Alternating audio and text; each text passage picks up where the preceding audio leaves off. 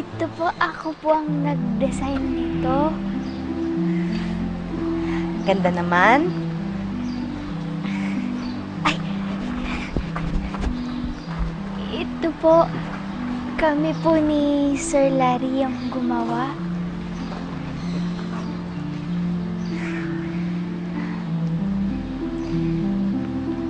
Masaya ka talaga dito, no?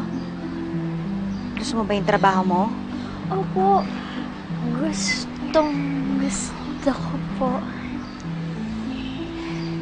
Yun lang naman ang importante eh. Kung gusto mo yung ginagawa mo.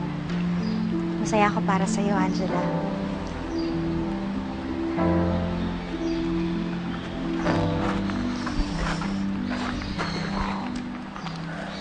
Harry, pasensya ka na sa mga nasabi ko kanina. Napansin ko agad yung mga mali dito, pero sa totoo lang,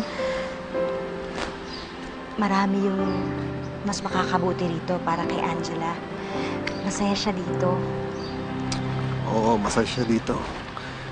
Kaya sana tulungan mo rin siya para yung kung paano mo siya tulungan dati.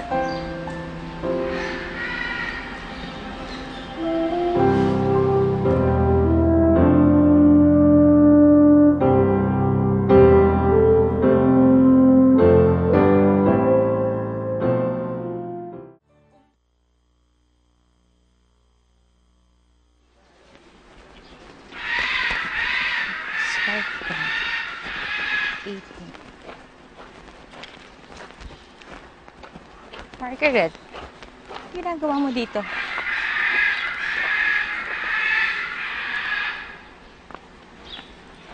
Oh. Hindi ba yan yung ex-wife ni Larry? What is she doing here? Eh, yung Angela na yan, eh, mukhang nagiging tulay pa para maging magkalapit na naman yung dalawa. Kaya naman pala mabigat talaga yung loob mo sa batang yan, miski noon pa. Eh, close na close naman pala sila ni Evelyn. Wait. Ibig sabihin ba kung ganyan ka-close yung relationship nila, eh, lagi na siyang pupunta dito? No, hindi ako papayag. I don't want anyone hanging around my man. Ang gagawin mo, ayun na siya, eh.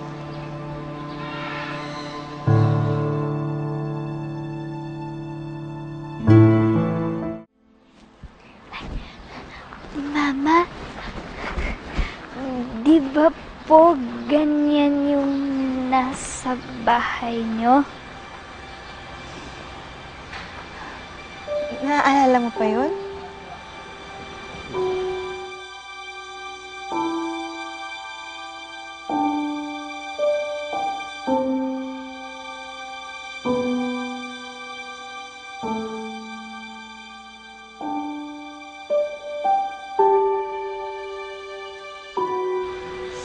Sir Larry?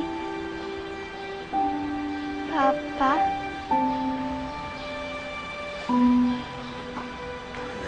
Sabi nga sa akin ni Calvin na tinawag mo akong papa nung nakita mo yung litrato ko dun kay Evelyn.